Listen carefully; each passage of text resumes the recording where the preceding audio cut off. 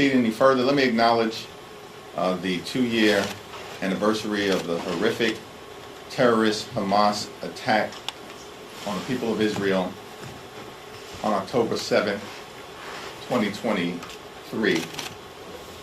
More than 1,200 Israeli citizens and many American citizens were brutally murdered, and hundreds more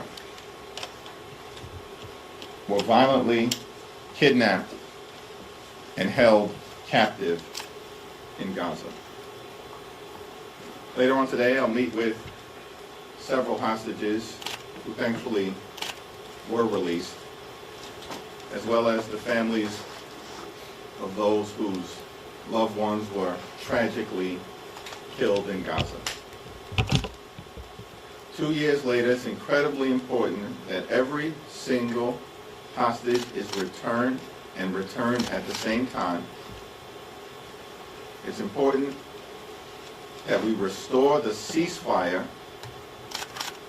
that Donald Trump inherited and that was broken in a matter of weeks during the Trump presidency. It's important that the devastation in Gaza end and that we surge humanitarian assistance into Gaza to provide relief to Palestinian civilians who for 2 years have been in harm's way in a theater of war through no fault of their own. And it's important that we find a just and lasting peace that can be implemented for the good of the people of Israel, our close ally, and for the good of the Palestinian people, so that we have Israel and the Palestinian people living side by side in peace, security, and prosperity. This is day 7 of the Trump shutdown of the federal government. And Democrats in the House and Democrats in the Senate continue to hold the line on behalf of the American people. Why? Because we're fighting to protect their health care in the midst of a crisis that has been inflicted upon them by Republicans from the very beginning of Donald Trump's presidency. Republicans have hurt everyday Americans in order to reward their billionaire donors. That's what the one big ugly bill was all about. Largest cut to Medicaid in American history. Stole food from the mouths of children, seniors, and hungry veterans in order to provide massive tax breaks, permanent in nature, to the wealthy, the well-off, and the well-connected. Democrats have a very different approach to what we should be doing in order to make life better for the American people. And at this moment in time, that's addressing the Republican health care crisis that is devastating millions of people all across the country. And because of the Republicans' continued refusal to extend the Affordable Care Act tax credits, tens of millions of Americans are about to experience dramatically increased premiums, co-pays, and deductibles that will bankrupt them or deprive them of the health care that they need for themselves, their children, and their families. That's completely and totally unacceptable. And the government remains shut down right now because of the refusal and unwillingness by Donald Trump and Republicans to actually provide health care to working class Americans. That's an unacceptable position, and that's why Democrats continue to fight this fight on behalf of the American people. Whether they live in a blue state, a purple state, or a red state, this fight that Democrats are waging is on behalf of all Americans. Questions? Thank you, Mr. Lear. I just want to get your take on this motive circulating in the White House that suggests that the workers may not get back pay. What is your reaction to that guidance? And is it your expectation that some type of language to ensure back pay will be included in any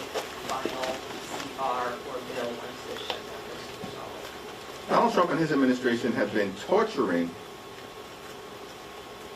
federal employees since the very beginning of his presidency, engaging in mass firings, harassing them, brutalizing them, laying people off without justification, and violating the law.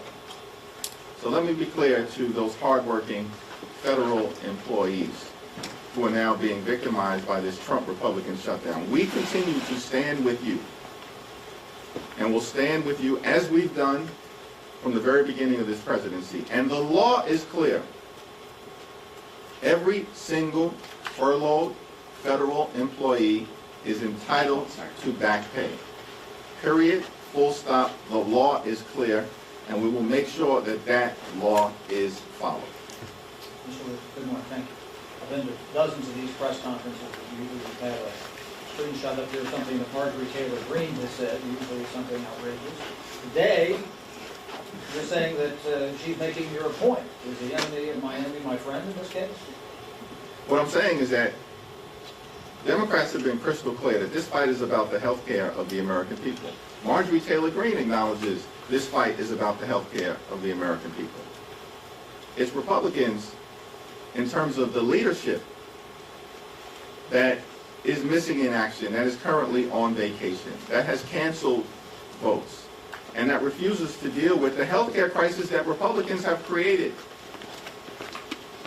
The cost of living in America is far too high. The Trump tariffs are adding thousands of dollars of additional expenses to everyday Americans. Right now, rents out of control. Right now, housing prices out of control. Right now, electricity bills skyrocketing. Right now, grocery costs out of control. Right now. And because of the Republican refusal to extend the Affordable Care Act tax credits, as Marjorie Taylor Greene herself has acknowledged, tens of millions of people are about to experience dramatically increased health insurance costs. How is that acceptable in the wealthiest country in the history of the world? It's not. And a growing number of Republicans clearly are adopting the enlightened Democratic position that this fight is about the health care of working class Americans, middle class Americans, and everyday Americans. Yep. Thank you, Mr. Leader. Speaker Johnson spent some time in his statements this morning talking about New York and the impacts that'll see from the shutdown, saying that the state will lose $1.2 billion a month in GDP as the shutdown stretches on. Also, a recent CBS poll found majority of Americans are really concerned about the economic impacts of the shutdown. You say you speak with your constituents often. What are you hearing from them about the impacts that they're seeing? What's the attitude about the shutdown that they're having? Democrats are really concerned about the Trump Republican shutdown and the fact that this is part of a pattern of continuing to devastate the American economy. The overwhelming majority of Americans right now, whether you're a Democrat, a Republican, or independent, collectively believe that the country is heading in the wrong direction. And the Republican shutdown is making things worse. Making things worse. Which is why we need to come to the table. We have repeatedly said, Leader Schumer, Senate Democrats, House Democrats have repeatedly said, we will sit down anytime, any place with anyone in the Trump administration or amongst congressional Republican leadership to reopen the government and to enact a spending agreement that actually makes life better for the American people. But it has to make life better for the American people, not for the wealthy, the well-off, and the well-connected. For everyday Americans, and it has to address the Republican health care crisis. Let me also make one other thing clear. This fight is not about what Speaker Johnson or Republicans want to make this Trump shutdown and this fight about. It's not about Chuck Schumer, and it's not about Hakeem Jeffries. It's about the American people. Democrats are fighting for you, the American people. Working class Americans, everyday Americans, and middle class Americans. That's what this fight is all about. people who have been suffering under the extremism of Trump and Republican policies, hurting everyday Americans to reward their billionaire donors.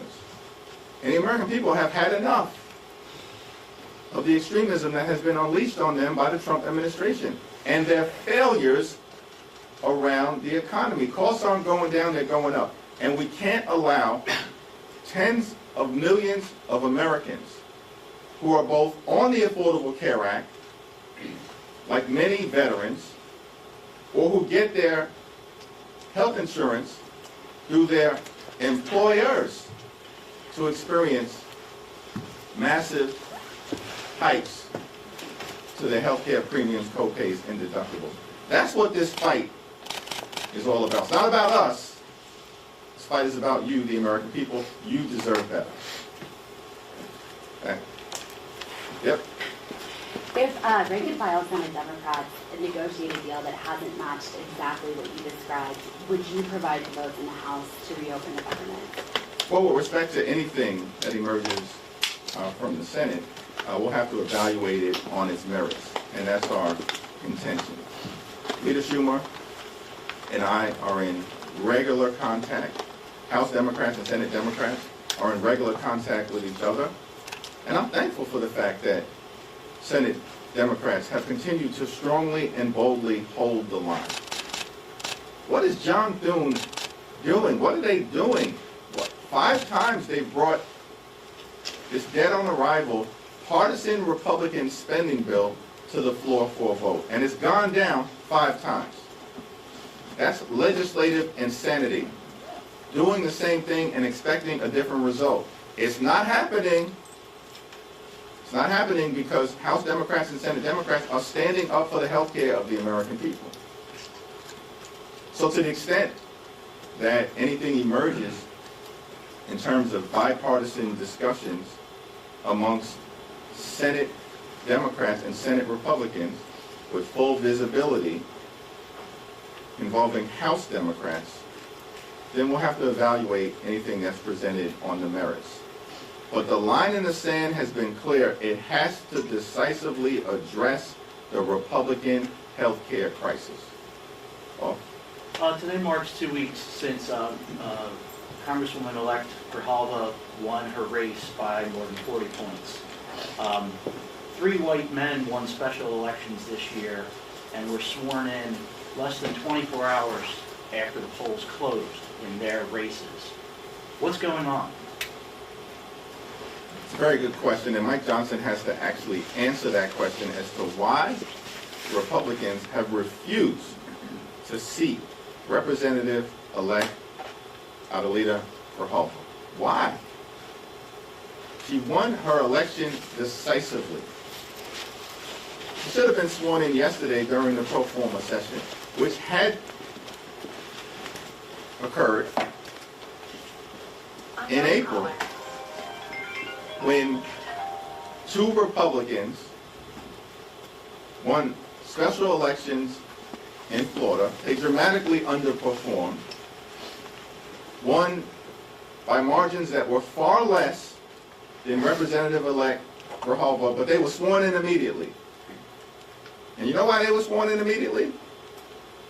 Because Republicans at the time were focused on jamming their one big ugly bill down the throats of the American people.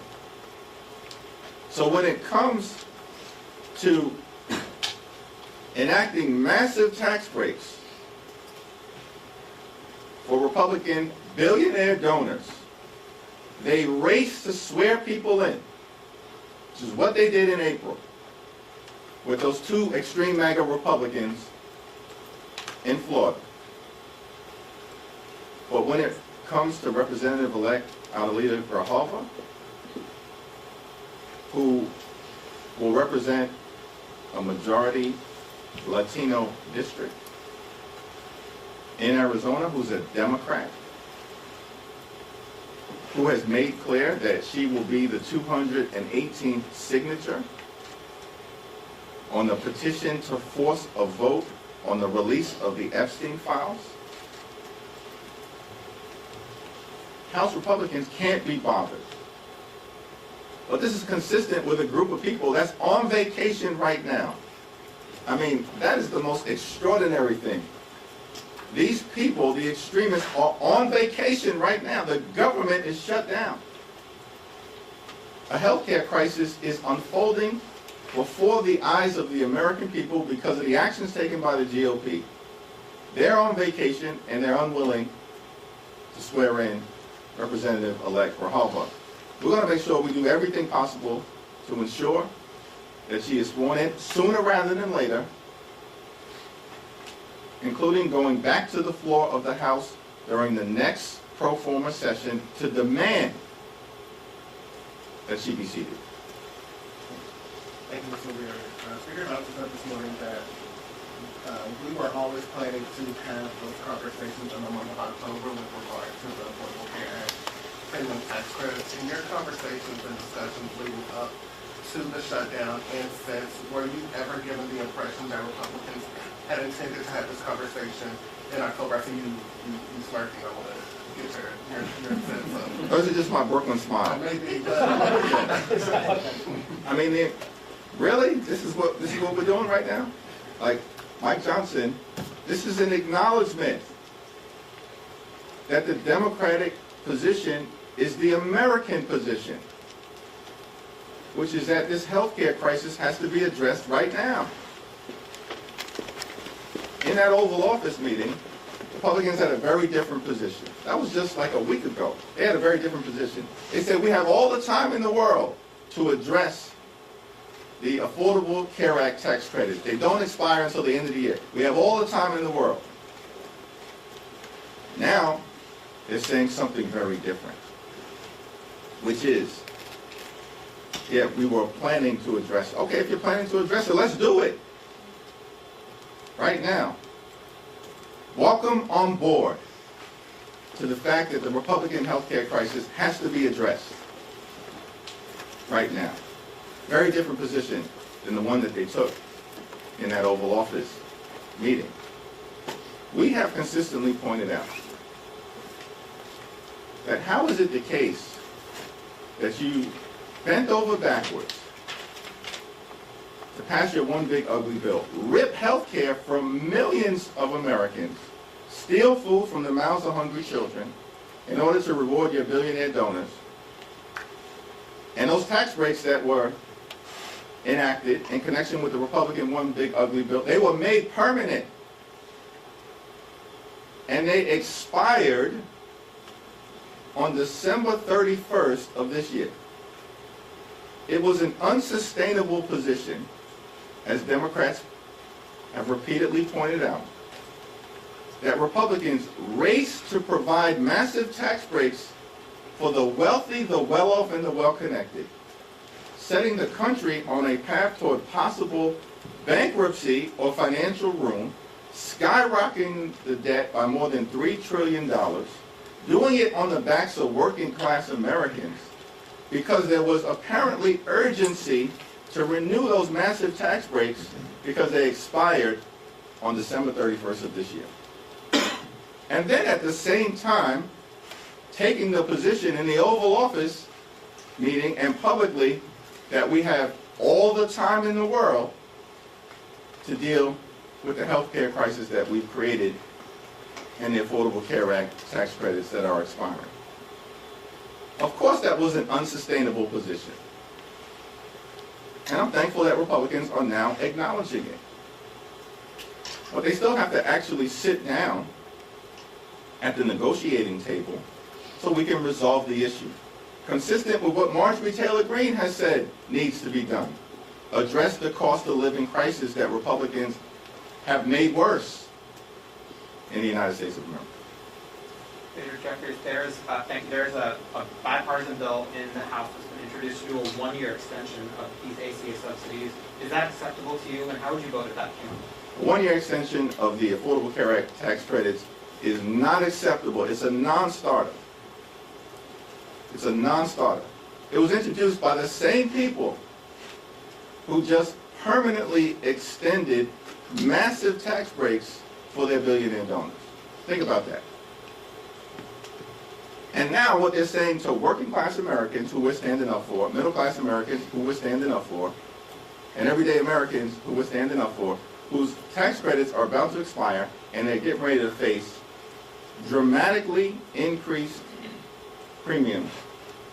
And we're talking about veterans, we're talking about farmers, we're talking about ranchers, we're talking about everyday Americans. That Democrats are going to go along with a one-year extension from a group of people, meaning the Republicans, who just permanently extended massive tax breaks for their billionaire donors. It's a laughable proposition. It makes no sense. The Democratic position has been clear. Permanent extension. And let's go from there in terms of a negotiation. Leader Jeffries, thank you.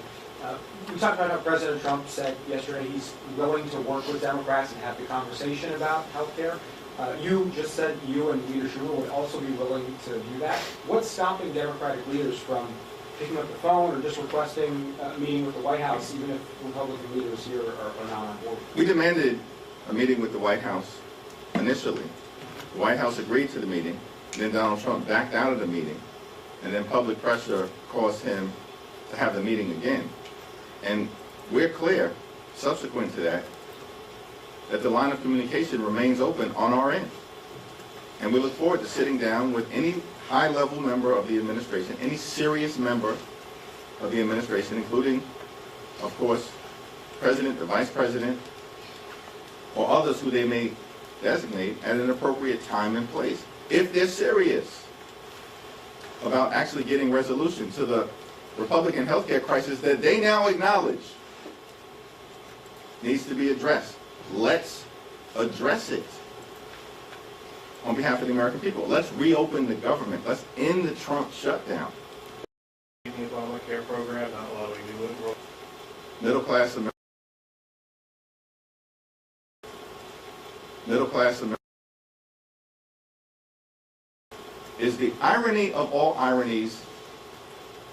And if that's their position, they can take a hike. I mean, 93% of the people currently, hear me America, 93% of the people, hear me America, 93% of the people who benefit make $63,000 or less. These are working class Americans that Democrats are fighting to protect in terms of their health care. The Affordable Care Act tax credit extension is a battle for everyday Americans. And this is another example of Republicans throwing out baseless lies to try to defend their indefensible position, which is that they've assaulted the health care of the American people. Democrats are on the right side of that fight, and Republicans are certainly on the wrong side. Thank you, Leader. Just to follow up on that, so are you saying there's no reforms to the Affordable Care Act that are on the table at all for you? What I'm saying is that we have an open mind as it relates to an extension of the Affordable Care Act tax credits based on the merits of what is presented in good faith. Republicans arguing that the Affordable Care Act tax credits are connected to a program that benefits wealthier Americans is ludicrous. MAGA Republican voters don't even believe it, because a majority of them, MAGA Republican voters, correctly want the Affordable Care Act tax credits extended. Last question. Leader Jeffries, the President suggested yesterday that he may invoke the Insurrection Act to authorize the use of military force in American cities. Do you see any grounds for him to use that law for this reason? And if you don't, is there anything Democrats can do to prevent him from doing so? Well, there is zero basis for Donald Trump to invoke the Insurrection Act. Zero. It doesn't exist. It's another example of the Trump administration trying to unleash intentionally extremism on American citizens and hardworking American taxpayers. And as Democrats, we're going to continue to stand with Governor J.B. Pritzker in Illinois, stand with them in support of the lawsuit that was filed this morning, and stand with the people of other American cities in defense of their rule of law and the American way of life. Thank you. How about that Brooklyn smile for the Yankees against the Blue Jays here? They're going to win tonight. Hear about that? That's right. Paul, you're gonna like that.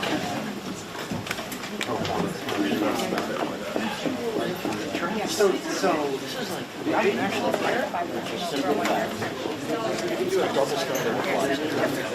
They were, that There's nothing no different, you know what I'm saying?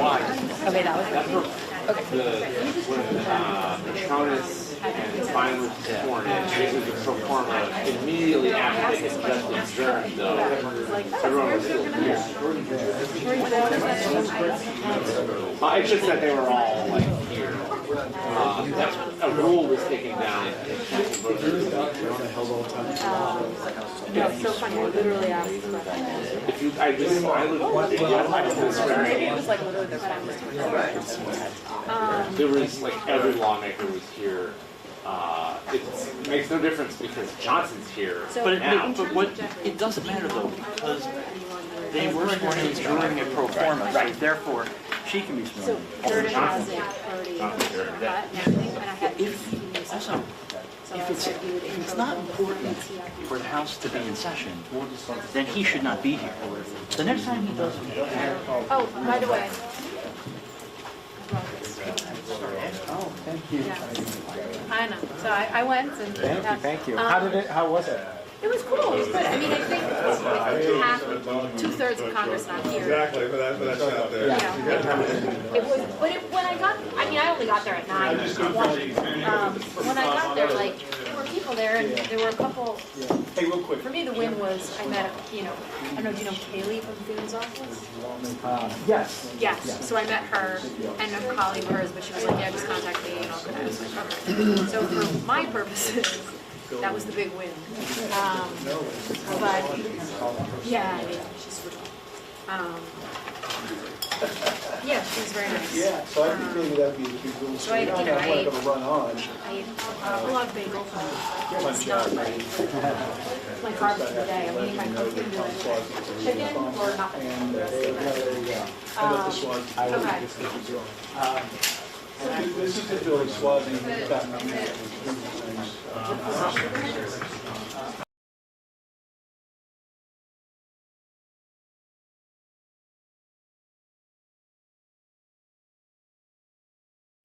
People all over this country understand we are a nation today that faces enormous crises.